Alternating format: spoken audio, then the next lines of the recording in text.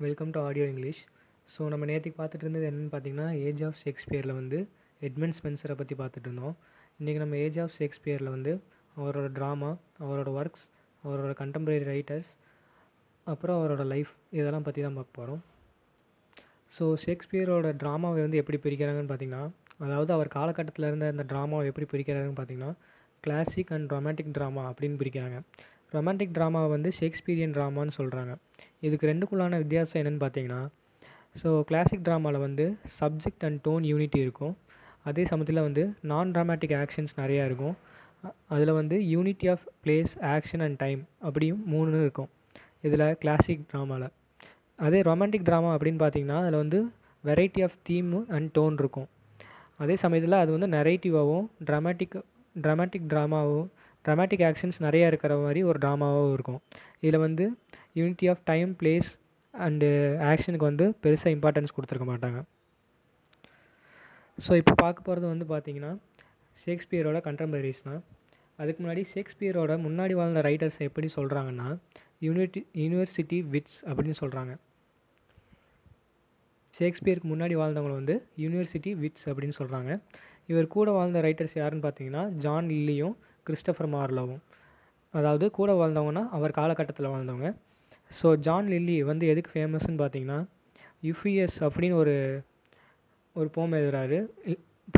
அது வந்து டைடாட்டிக் ரொமான்ஸ் அப்படின்னு சொல்கிறாங்க. டைடாட்டிக்னா வேறு இல்லை, டீச்சிங் அப்படின்னு அர்த்தம். ஸோ இவர் காலகட்டத்தில் வாழ்ந்த இன்னொரு ஆத்தர் வந்து பார்த்திங்கன்னா கிறிஸ்டோஃபர் மார்லோ. இவர் வந்து எப்படி வாழ்கிறாருன்னு பார்த்தீங்கன்னா, ஒரு வைல்டு பொஹீமியன் லைஃப், அதாவது ஒரு நாடோடி வாழ்க்கை வாழ்ந்துட்டுருக்காரு. இவர் வந்து ஒரு லிரிக் போய்ட்டாகவும் சொல்கிறாங்க. இவர் எழுதின ஃபேமஸான ஒர்க் பார்த்திங்கன்னா Doctor Faustus, the Jew of Malta and Edward two அப்படிங்கிற ஒரு 3 பிளே வந்து இவரோட ஒரு ஃபேமஸான ஒர்க்ஸாக இருக்குது. இப்போது ஷேக்ஸ்பியரோட லைஃப்பை பற்றி பார்க்க போகிறோம். வில்லியம் ஷேக்ஸ்பியர் இவர் பிறந்தது வந்து பார்த்திங்கன்னா 23 ஏப்ரல் 1564 பிறக்கிறாரு. ஸ்டேட்ஃபோர்ட் ஆஃப் ஏவன், வேர்விக்ஷயர் அப்படிங்கிற ஒரு இடத்துல பிறக்கிறாரு. இவங்க அப்பா வந்து பார்த்திங்கன்னா ஒரு ட்ரேட்ஸ்மேன்னா ஒன்றும் இல்லை, ட்ரேடிங்கில் வந்து ஸ்கில்ஃபுல்டான பர்சன் வந்து ட்ரேட்ஸ்மேன் அப்படின்னு சொல்லுவாங்க. இவர் வந்து லோக்கல் கிராமர் ஸ்கூலுக்கு போகிறாரு. இவரோட 19வது வயசில் இவருக்கு வந்து ஆனி ஹேத்வே அப்படிங்கிறவங்களோட மேரேஜ் பண்ணி வைக்கிறாங்க.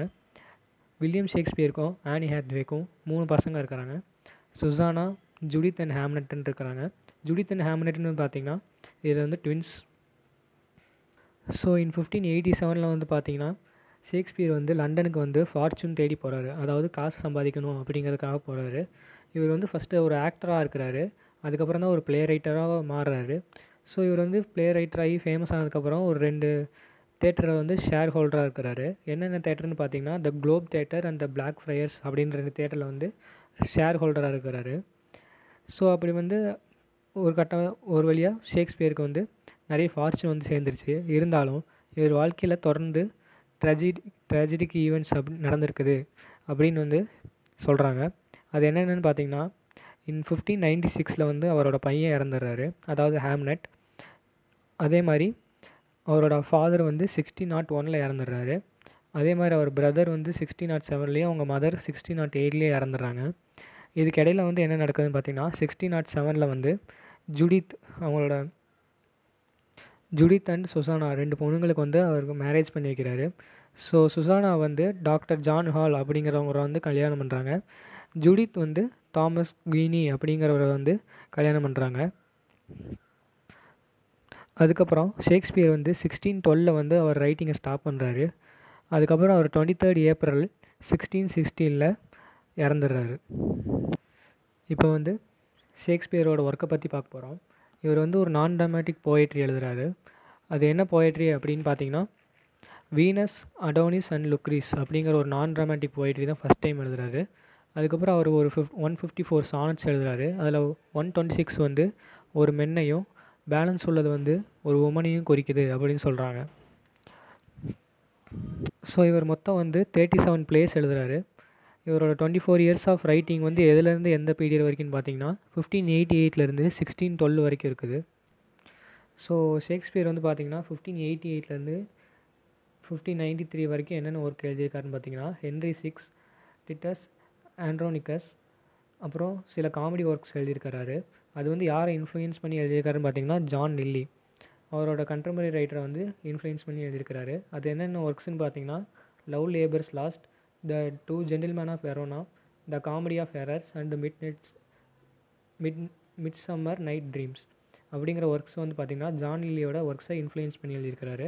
இது எல்லாமே ஒரு காமெடி ஒர்க்ஸ். ஸோ இவர் வந்து க்ரானிக்கல் ட்ராமா எழுதியிருக்காரு. என்னென்னு பார்த்தீங்கன்னா Marlowe, Richard III and Romeo Juliet. So இந்த ஒர்க்ஸ்லலாம் எப்படி இருக்குதுன்னு பார்த்தீங்கன்னா இதில் வந்து ரைம்ஸ் வந்து ஒரு இம்பார்ட்டன்ட் கொடுத்துருக்குறாரு. ஸ்டிஃப்னஸ் ஆஃப் பிளாங்க் வர்ஸ் இருக்குது அப்படின்னு சொல்கிறாங்க. அது மட்டும் இல்லாமல் இதில் வந்து constant use of punch and conceits இருக்குதுன்னு சொல்கிறாங்க.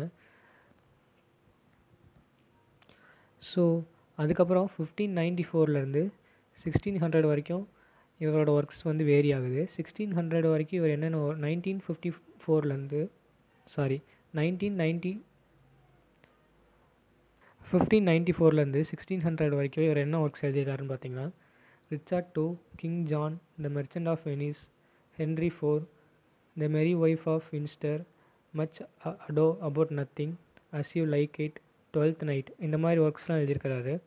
ஸோ இந்த ஒர்க்ஸில் வந்து என்ன வேரி ஆகுதுன்னு பார்த்தீங்கன்னா இந்த characterization and the humour have become deep and penetrative. So அதில் மாதிரி இருக்குது. ஸோ அவர் 1593 வரைக்கும் எழுதின இதில் இருக்கிற ஒர்க்ஸ் மாதிரி ஒரு ஸ்டிஃப்னஸ் இல்லாமல், ரைம் வந்து இல்லாமல், ஒரு பிளாங்க் வர்ஸ் வந்து ஒரு ஃப்ரீ அண்ட் ஃப்ளெக்சிபிளாகவும், அதே மாதிரி ஹியூமர் அதிகமாக இருக்கிற மாதிரியும் இந்த மாதிரி அவர் 1600 வரைக்கும் எழுதின ஒர்க்ஸில் இருக்குது. ஸோ ஷேக்ஸ்பியரோட 1601 1608 வரைக்கும் அந்த ஒர்க்ஸ் என்னென்னு இப்போ சொல்கிறாங்கன்னு பார்த்தீங்கன்னா சுப்ரீம் மாஸ்டர் பீஸ் அப்படின்னு சொல்கிறாங்க. ஏன்னா இதுதான் இப்போ தான் ஷேக்ஸ்பியரோட மோஸ்ட் ட்ராஜடிக் ஒர்க்ஸ் எல்லாம் வந்து பப்ளிஷ் பண்ணார். ஸோ இந்த ஒர்க்ஸில் வந்து சின்ஸ் அண்ட் வீக்னஸ் ஆஃப் மென்ஸை பற்றி சொல்லியிருப்பார். அதே மாதிரி ஈவில்னஸ் பற்றி சொல்லியிருப்பார். அதே மாதிரி இதோட டோன்ஸ், இவரோட ஒர்க்ஸில் அந்த டோன்ஸ் எல்லாமே பார்த்திங்கன்னா ரொம்ப கிரேவாக இருக்கும், அதாவது ரொம்ப கொடுமையாக இருக்கும் அப்படின்னு வந்து சொல்லியிருக்காரு. ஸோ 1601 1608 வரைக்கும் அவர் எழுதின ஒர்க்ஸ் என்னென்னலான்னு பார்த்தீங்கன்னா Julius Caesar, Hamlet, all will that ends well, measure for measure, Othello, king Lear, Macbeth, Antony and Cleopatra, இந்த மாதிரி நிறைய ஒர்க்ஸ் எழுதியிருக்கிறாரு. 1608 1612 வரைக்கும் அவர் ரொம்ப ஒர்க்ஸ் எழுதலை. ஏன்னா 1612 வந்து அவர் எழுதுறது நிப்பாட்டிட்டார். இந்த காலகட்டத்தில் அவர் எழுதுனது என்னென்னு பார்த்தீங்கன்னா Cymbeline, the Tempest, the winter's tale, Pericles and Henry VIII அப்படின்னு ஒர்க்ஸ் எழுதியிருக்கிறாரு. பிரிசிலிஸ் அண்ட் ஹென்ரி VIII வந்து அவர் ஃபுல்லாக கம்ப்ளீட் பண்ணல. அது வந்து யாரால் கம்ப்ளீட் பண்ணப்பட்டதுன்னு பார்த்தீங்கன்னா அவரோட எங்கர் கண்டெம்பரரி ஃப்ளக்சர் அப்படிங்கிற ஒருத்தரால் இந்த 2 ஒர்க்ஸும் கம்ப்ளீட் பண்ணப்பட்டது. ஸோ ஃப்ளக்சர் வந்து அவரோட கண்டெம்பரரி மட்டும் இல்லை, அவரோட ஃப்ரெண்டு அப்படின்னு வந்து இதில் சொல்லியிருக்காங்க. ஸோ இது மட்டும் இல்லாமல் ஷேக்ஸ்பியர் வந்து பார்த்திங்கன்னா இங்கிலீஷ்க்கு கான்ட்ரிபியூட் பண்ண வேர்ட்ஸ் வந்து பார்த்திங்கன்னா 15,000க்கு மேலே இருக்கும் அப்படின்னு சொல்கிறாங்க. இதோட ஷேக்ஸ்பியரோட ஒர்க்ஸ் முடிஞ்சுது. இப்போ வந்து the playhouse of Shakespeare time, அதாவது ஷேக்ஸ்பியர் டைமில் வந்து இந்த ப்ளே ஹவுஸ் வந்து எப்படி இருந்துச்சு அப்படிங்கிறத பற்றி பார்க்க போகிறோம். ஸோ இப்போ வந்து ஷேக்ஸ்பியர் டைமில் ப்ளே ஹவுஸ் எப்படி இருந்துச்சுன்னு பார்த்தீங்கன்னா அவரோட இயர்லி டேஸில் வந்து ட்ராமாஸ் வந்து இன்யார்ட்ஸ்லேயும் ஓப்பன் பிளேசஸ்லேயும் வந்து பர்ஃபார்ம் பண்ணியிருக்கிறாங்க. அதே மாதிரி 1576 வந்து 2 வந்து ப்ளே ஹவுஸ் மட்டும்தான் இருந்திருக்கு அப்படின்னு வந்து சொல்கிறாங்க. எலிசபெத் பீரியடோட எண்டில் வந்து மொத்தம் 11 ப்ளே ஹவுசஸ் வந்து இருந்திருக்குது அப்படின்னு சொல்கிறாங்க. ஆனால் இந்த ப்ளே ஹவுசஸ் எல்லாமே லண்டன் சிட்டிக்குள்ளே இல்லை, பேங்க் ஆஃப் சரேஸ் சைட் ஆஃப் தேமஸ் அப்படிங்கிற வந்து அந்த ரிவர் சைடில் தான் இருந்திருக்குது. என்ன இடம்னு மறுபடியும் சொல்கிறேன், bank on the Surrey side of the Thames, அந்த ரிவர் சைடில் தான் எல்லா தேட்டரும் ப்ளே ஹவுஸும் இருந்திருக்குது. ஸோ நான் முதல்லே சொன்ன மாதிரி இந்த ஷேக்ஸ்பியர் ஓன் பண்ண 2, அதாவது ஷேர் ஹோல்டராக இருந்த 2 ப்ளே ஹவுஸ் என்னென்னு பார்த்தீங்கன்னா த குளோப், அது வந்து சவுத் ஒர்க்கில் இருக்குது. அதே மாதிரி த பிளாக் ஃப்ரையர்ஸ், இந்த 2 ப்ளே ஹவுஸை தான் அவர் வந்து ஷேர் ஹோல்டராக இருந்தார். ஸோ இந்த ப்ளே ஹவுஸில் ப்ளே பண்ணுறவங்கள வந்து பார்த்திங்கன்னா சில கம்பெனிஸ் வந்து ஓன் பண்ணியிருப்பாங்க. அது மாதிரி இந்த கம்பெனிஸ் வந்து யார் ஓன் பண்ணியிருப்பாங்கன்னு பார்த்தீங்கன்னா இந்த ரைட்டர்ஸ், அப்புறம் அதில் நடிக்கிற ஆக்ட்ரஸ்லாம் ஓன் பண்ணியிருப்பாங்க. அது மாதிரி ஷேக்ஸ்பியர் ஓன் பண்ணியிருந்த கம்பெனி வந்து பார்த்திங்கன்னா லார்ட் சாம்பர்லின் அப்படிங்கிற ஒரு கம்பெனியில் தான் ஷேக்ஸ்பியர் வந்து வேலை பார்த்தாரு. அதே மாதிரி அந்த காலத்தில் இங்கிலாந்து குயினுக்கு வந்து தனியாக ஒரு பிளேயர்ஸ் இருந்தாங்க. அவங்கள வந்து லார்ட் அட்மைரல் சர்வன்ட்ஸ் அப்படின்னு சொல்லுவாங்க. ஷேக்ஸ்பியர் இருந்த கம்பெனி வந்து என்னென்னு சொல்லுவாங்கன்னு பார்த்தீங்கன்னா லார்டு லெய்செஸ்டர் சர்வன்ட்ஸ் அப்படின்னு சொல்லுவாங்க. ஸோ இந்த பிளே ஹவுஸோட ஸ்ட்ரக்சர் வந்து எப்படின்னு பார்த்துக்கிட்டிங்கன்னா ரொம்ப சிறுசாகவும் ஹெக்ஸகனல் ஷேப்லேயும் வுட்டாலையும் செஞ்சுருப்பாங்க அப்படின்னு சொல்கிறாங்க. இன்னொரு இன்ட்ரெஸ்டிங்கான ஃபேக்ட்ஸ் என்னென்னு பார்த்தீங்கன்னா ஷேக்ஸ்பியரோட ஸ்டேஜில் வந்து ஃபீமேல் ஆக்ட்ரஸே இருக்க மாட்டாங்க. அதாவது ஆக்ட்ரஸே இருக்க மாட்டாங்க. அதுக்கு பதிலாக வந்து ஃபீமேல் ரோல் வந்து யங் அடல்ட் பாய்ஸால் மட்டும் ப்ளே பண்ணப்பட்டுச்சு. ஸோ ஃபீமேல் ரோல் வந்து யங் பாய்ஸ் வந்து ப்ளே பண்ணாங்க அப்படின்னு சொல்கிறாங்க. ஆஃப்டர் ரெஸ்டரேஷன் வந்து என்ன சொல்கிறாங்கன்னு பார்த்தீங்கன்னா விமென்ஸும் வந்து ப்ளேஸில் வந்து கலந்துக்கிட்டாங்க, அவங்களும் நடிக்க ஆரம்பித்தாங்க அப்படின்னு சொல்கிறாங்க. யூஸ்வலாக வந்து ஷோ வந்து ஆஃப்டர்நூனில் ஸ்டார்ட் ஆகி அதுக்கப்புறம் ஒரு 2 hours வந்து ப்ளே இருக்கும் அப்படின்னு சொல்கிறாங்க ஷேக்ஸ்பியர் பீரியடில். ஸோ இதோட முடியுது ஏஜ் ஆஃப் ஷேக்ஸ்பியரோட ஹிஸ்ட்ரி. என்னால் முடிஞ்ச வரைக்கும் நான் வந்து சம்மரைஸ் பண்ணி சொல்லியிருக்கேன். இதை விட நிறையா இருக்குது. டீட்டெயிலாக படிக்கணும்னு நினச்சிங்கன்னா புக்கு தான் படிக்கணும். அண்ட் நான் சொன்னதில் ஏதாவது தப்பு இருந்தாலும் கமெண்ட் பண்ணுங்கள். உங்களுக்கு வேறு ஏதாவது ஆத்தரை பற்றி தெரிஞ்சுக்கிறதுனாலும் கமெண்ட் பண்ணுங்கள். இந்த வீடியோ பிடிச்சிருந்தா லைக், ஷேர் அண்ட் கமெண்ட் பண்ணுங்கள். அப்படியே இந்த வீடியோ யாருக்கெல்லாம் உதவுமோ அவங்களுக்கு ஷேர் பண்ணிடுங்க. தேங்க்யூ.